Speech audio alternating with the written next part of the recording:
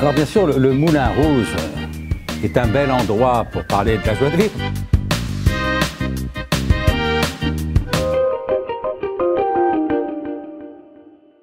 Autant on a eu beaucoup d'expositions sur la guerre, sur la mort, celle de Jean Clair sur la mélancolie, autant curieusement, quand je me suis penché avec les autres commissaires sur le sujet, quasiment il n'a jamais été traité, en tout cas dans un musée occidental, une fois au Japon, mais plutôt sur le bonheur, et pratiquement pas, jamais en Europe enfin en Occident. Donc c'était une curiosité, je me suis dit mais pourquoi et objectivement, il y a autant d'œuvres qui sont joyeuses, que d'œuvres mélancoliques ou angoissées, où nous parlons de sujets aussi essentiels, hein, mais tristes. Voilà, je dis, mais pourquoi c'est incroyable. Donc, je veux dire, comme si ce sujet était un peu méprisable, comme si c'était pas sérieux de parler de la joie, et encore moins de la joie de vivre. Alors, bien sûr, on pourrait penser que si on célèbre tant la joie, c'est que bien souvent, elle fait défaut. Et d'ailleurs, c'est avéré par l'expérience. Au fond, la joie, c'est l'exception. Nos moments de joie dans une journée, même quand tout va à peu près bien, c'est 1 minute par-ci, 10 minutes par-là, et jamais 24 heures de joie. Celui qui serait joyeux pendant 24 heures, c'est ce qu'un psychiatre appellerait une euphorie morbide. Autrement dit, la tristesse fait aussi partie de la vie, l'angoisse fait aussi partie de la vie. Et je dirais, c'est pourquoi la joie est tellement délicieuse, et c'est peut-être pourquoi la joie de vivre, donc cette joie sans objet, sans raison extérieure, qui se suffit d'être vivant, est peut-être la plus précieuse de toutes les joies.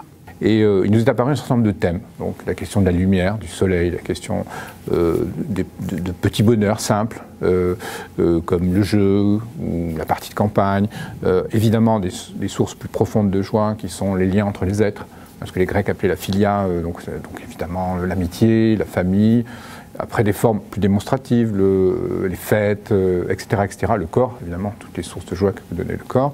Voilà, donc on a repéré un certain nombre d'œuvres, un corpus, et c'est là qu'on a sollicité André Comte-Sponville pour avoir un autre point de vue, même si la joie de vivre n'est pas un concept philosophique, voilà. Mais simplement son regard, assez tôt dans la conception du projet, nous a permis d'avoir d'autres éclairages. C'est un sujet philosophique, mais en vérité peu traité par les philosophes qui ont très souvent parlé de la joie, mais très rarement de la joie de vivre. Donc j'ai été attiré aussi par la difficulté du sujet, qui consistait pour moi à comprendre ce que la joie de vivre a de spécifique par rapport à la joie en général. Alors, donc c'est une sorte de parcours en fait depuis le musée, depuis son rez-de-chaussée. Donc on traverse assez de cours avec le cinéma, avec aussi une œuvre monumentale, une nana de Niki de Saint-Phal. Puis ensuite, à mi-parcours, on aura une immense œuvre qui n'a jamais été montrée dans cette telle dimension de Wim Delvoye, qui est en fait une œuvre à partir d'étiquettes de boîtes de vache qui rit. Puis ensuite, on aura à l'entrée d'exposition une immense œuvre aussi d'un artiste américain, Mark Forth, qui est un soleil en néon, un rising sun, donc un soleil qui se lève, hein, et qui fait plus de 15 mètres de long. Et ensuite, l'exposition proprement dite, hein, qui se répartira en 6 sections, hein, depuis le soleil jusqu'au rire. Voilà, donc on a vraiment une palette très large d'œuvres, d'artistes, de périodes, et donc ça va aussi bien de sculptures antiques jusqu'à des œuvres de Rodin, en passant par la peinture, depuis le Moyen-Âge jusqu'à aujourd'hui.